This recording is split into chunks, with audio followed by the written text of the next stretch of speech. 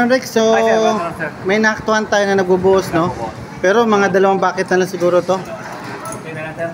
Okay, so i-review natin. So, sumakay yung sumakay dyan, yung tinatawag na bucket boy, no? Alright, so yung nasa likod niya, yun yung rigger, yun yung rigger, no? Okay, tas ang gamit natin dito is chain sling, no? Chain sling, tapos basket. Ito ang tinatawag na basket. Basket yung tawag sa method or type of ano niya, yung chain niya. Alright, tapos sa iba yun. Okay, mga isang bucket na lang to, dalawa papatapos na. Okay, tapos kung mapapansin nyo, since meron siya laman, pag unload nyan, mag-hoist up yan dahil gagaang yung bucket. So kailangan ng rigger ibaba. Alright, so ina-adjust pa yan, ina-adjust. Tapos yung pouring height niya is at least maximum lang sa mga 1 meter, no? Kumare mga 1 meter lang.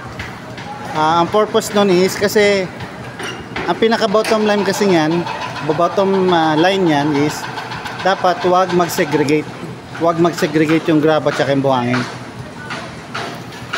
Kasi pagka medyo mataas ang bagsak ng konkreto, nagse-segregate na. Kagaya niya, mataas yan, di ba? Sobra sa 1 meter yan. Kasi dahil sa sitwasyon, no? So, para ma-resolve yun, yung sagyan, sure ball, nag-segregate na yan. Kasi medyo, sa tingin ko, mga nasa 1.5 height na yan eh. Mga 1.5 meter ang bagsak niya. So, sure ball yan.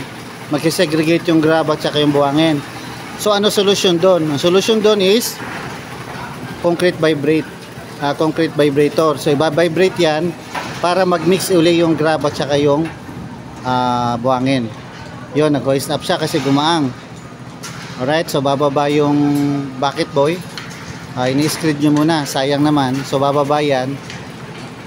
Tapos babalik doon sa concrete mixer. So doon naman sa concrete transit mixer, may idle time siya, no? Yung idle time niya is mga 3 to 5 revolution per minute on a clockwise rotation. Pag mag-a-unload, ika-counter clockwise na yan.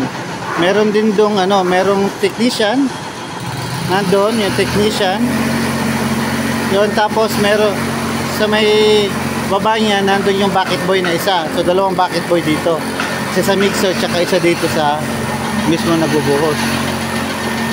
Yan, binabibrate na. Ano ang rule ng vibration? Fast in, slow out. Mabilis ang pagpasok, dahan-dahan ang paglabas. Fast in, slow out. Okay, so isolated footing lang, mga isolated footing lang.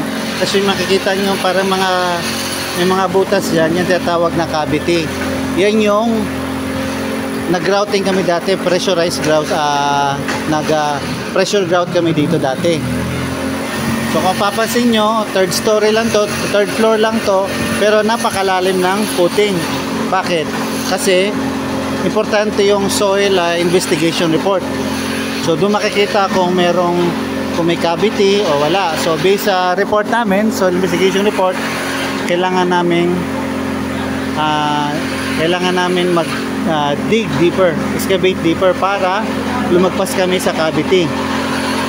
Alright, so ang sa plano lang talaga 1.5 from the natural elevation, natural grade line, bababa lang ng 1.5 meter. Pero based sa soil investigation report namin, meron siyang cavity. Kaya hindi pa payag yung structural designer namin. Kaya nag-excavate kami deeper na malagpasan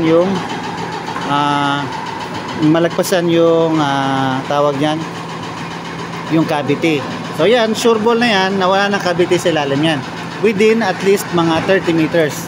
Kasi hanggang doon lang naabot ng boring ng boring natin, no?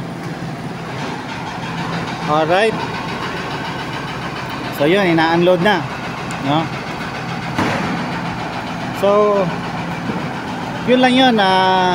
Yung process niya is pabalik-balik lang. Paulit-ulit lang.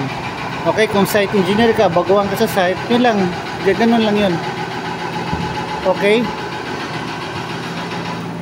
O, na-vibrate na yan ha. So yung segregation na wala na. Nag-mix up na yun.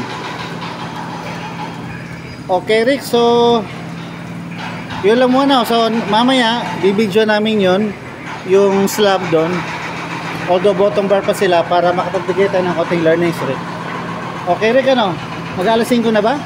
Lapit na. Lapit na. Sige Rick, approve.